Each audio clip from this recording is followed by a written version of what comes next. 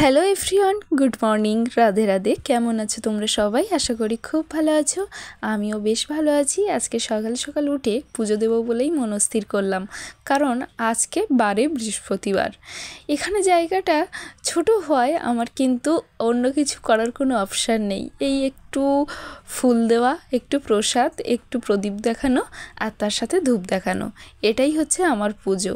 এছাড়াও ভালোভাবে কিন্তু আমি দিতে পারি না, কারণ চারিদিকে এত জিনিস। আমার মনে হয় প্রদীপ দিলে আবার কখন ধরে টরে উঠবে না তো। আর আমি যখন বিকেলে পুজো দিয়ে যাই তখনও কিন্তু এইভাবে প্রদীপটা একটু দেখিয়ে অফ করে দিয়েই যাই, কারণ ছোট ঘরের মধ্যে কখন আগুন ধরে যায় বা কখন কি প্রবলেম হয় সেইটা নিয়েই আমি খুব চিন্তিত থাকি। যাই হোক, সকালবেলা বৃহস্পতিবার থাকার কারণে একটু তাড়াতাড়িই পুজো দিয়েছি। আর কি বলতো, যে এই পুজোটা সকাল সকাল যদি দেওয়া যায় মনটা কিন্তু আলাদাই একটা তৃপ্তি হয়। আমার তো বেশ ভালো লাগে সকালে পুজো দিতে। আর এই দেখো, আমার মা তারা, এদিকে আছে বাবা মহেশ্বর, আর ওদিকে আছে আমার গোপু সোনা, আর এদিকে পিতলে যে ঠাকুরগুলো দেখতে পাচ্ছ, এখানে লক্ষ্মী, গণেশ, সরস্বতী, গীতা, আর ওদিকে জগন্নাথ আছে। এই যে আমার ছোট্টখাট্টো ঠাকুর ঘর। তোমাদের কেমন লাগলো অবশ্যই কিন্তু আমাকে কমেন্টে জানিও। এই ঠাকুর ঘরটা আমার খুব শখ করে নিজে হাতে গড়ে তোলা, জানো তো। আর এই পুজো দিতে দিতে দেখো কীরকম ঘাম এসে গেছে, পুরো ভিজে গেছি। এই যে সবেমাত্র স্নান করে উঠলাম, সেটা কিন্তু বোঝার একদম উপায় নেই, এতটাই গরম পড়েছে। আজকে জানো তো আমার রান্না করতে হয়নি। বরের বন্ধুর বাড়ির থেকে এই যে কাঁঠালের এঁচোড়ের তরকারি আর একটা সবজি তরকারি দিয়েছে। তো সবজি তরকারিটাই আগে খাবো, কারণ ওর মধ্যে চিংড়ি মাছ আছে, আর মাছের তরকারিগুলো আমরা পরেই খাই। নিরামিষ যা থাকে, নিরামিষ পদটা কিন্তু আগে খাই। সেই কারণে বর আবার এইসব ডাঁটা, কুমড়ো এইসব খেতে চায় না। তো আমি বেশ ভালো খাই, তাই আমি বেশি করেই নিয়েছি। আর ওই যে কাঁঠালের তরকারিটা, ওটা ওকে একটু বেশি করেই দেবো, আমি ওটা একটু কম নেব। আর এই বড়ি দিয়ে তরকারি করলে আমার বেশ ভালোই লাগে, জানো। তারপরে বিকেলে একটু রেস্ট নিয়ে রেডি হয়ে বেরিয়ে পড়েছি। আর বেরিয়ে আজকে সোজা পড়াতে যাব না, আজকে যাব একটা দোকানে। তোমাদেরকে নিয়ে যাই চলো। আর কেন যাচ্ছি দোকানে সেটা না হয় একটু পরেই বলি। তো দেখো, এই জিনিসগুলো কিন্তু আমি দেখছিলাম। তোমাদের এই জিনিসগুলো কেমন লাগে, পছন্দ হয়েছে কি না আমাকে জানিও। আমার একটা কাজের পারপাসেই কিন্তু এগুলো দেখা বলতে পারো।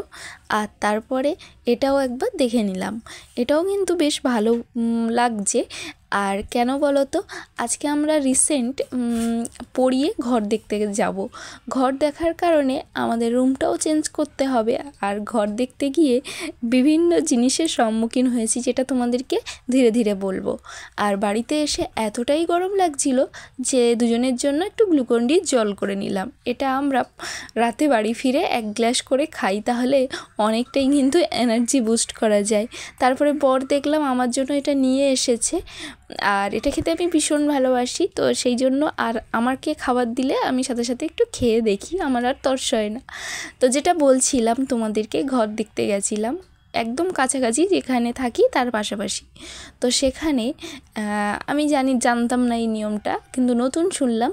সেটা হলো যে আমরা যেখানে ঢুকবো সেখানে যে ভাড়া, সেটাও অ্যাডভান্স করতে হবে, প্লাস রানিং মাসেরটাও দিতে হবে। এই নিয়মটা তো জানা, কিন্তু যে তোমাকে ঘর দেখাচ্ছে তাকেও 1 মাসের দিতে হবে। যদি তোমার ঘরের ভাড়া 6,000 টাকা হয়, তাহলে 1 মাসে 18,000 টাকা তোমাকে দিতে হবে। তোমাদের ওখানে কি এরকম নিয়ম আছে? যদি জেনে থাকো অবশ্যই জানিও। আর তোমাদের সাথে গল্প করতে করতে রাতে রান্না করে নিলাম ডিমের তরকারি। ওর ভাতটা ঠিক থাকলেও আমার ভাতে একটু জল জল হয়ে গেছিলো, মানে গরম পড়েছে তো, আর জানলা এঁটেই চলে গেছিলাম, সেই জন্য একটু নষ্ট নষ্ট হয়ে গেছিলো। ডিমের তরকারি দিয়ে দিলাম। আর ডিমের ঝোল এছাড়াও কিন্তু আমাদের আরও একটা পদ আছে, সেটা আম কেটে নিয়েছিলাম। আগের দিনে আম এনেছি, তোমাদেরকে দেখিয়েছিলাম না। ওই আম 2টো ছিল, ওই প্রসাদ হিসেবে দিয়েছিলাম, আর আরেকটা এক্সট্রা ছিল, ওই 2টো আম কেটে নিয়েছি। তো তোমাদেরকে যেটা বলছিলাম, যে এই ঘর ভাড়া দেখে আমার তো পুরো মাথায় হাত, যে একটা মাসে 18,000 টাকা দিতে হবে। সেটা ভেবেই যে একজন ঘর দেখাচ্ছে, সে ভাড়াটের কাছ থেকে একটা মাসের যদি পুরো ভাড়া নিয়ে নেয়, তাহলে মানে কি, আমি তো এখানে কোনো কারণ খুঁজে পাচ্ছি না এখানে নাকি এটাই রুলস। আমাদের ওখানে নেই, আমার বাপের বাড়ির ওখানে এরকম কোনো রুলস আছে কি না আমার জানা নেই। তো আমার যুক্তি হলো যে আমি যার ঘরের জন্য ভাড়া দেখে দিচ্ছি তার তো মাসে মাসে হচ্ছে বেতনটা পাবে ঘর ভাড়ার, তাহলে তার কাছ থেকে না নিয়ে যে ভাড়া নিচ্ছে তার কাছ থেকে আমি কেন নেব? তোমাদেরও কি আমার মতো যুক্তি যদি থাকে তাহলে আমাকে অবশ্যই কমেন্টে জানিও। জানো তো, ডিমের তরকারিটা বেশ খেতে ভালো লাগছিল, খিদের মুখে যা খাবে সেটাই কিন্তু ভালো লাগে। ডিমের ঝোল সাধারণত আমরা খাই না, কিন্তু আজকে যেহেতু ঘরে অন্য কিছু করার মতো ছিল না, সেহেতু ডিমের ঝোলটাই অমৃতের সমান। আর এই ভিডিওগুলো তোমাদের কেমন লাগে অবশ্যই কমেন্টে জানিও। তোমাদেরকে আমি ডেলি এরকম নিত্য নতুন ভিডিও দেওয়ার চেষ্টা করে থাকি, কিন্তু এই যে ছোট্ট ঘরের মধ্যে কোনো কন্টেন্ট খুঁজে পাই না, কি করব বলো? তাই যেটাই করি সেটাই তোমাদের সাথে শেয়ার করি।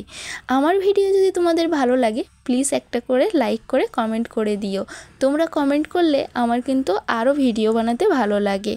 আর তোমরা যারা ভিডিওটা দেখছো একটা করে কমেন্ট না করলে আমি কিন্তু বুঝতে পারবো না কারা দেখছো।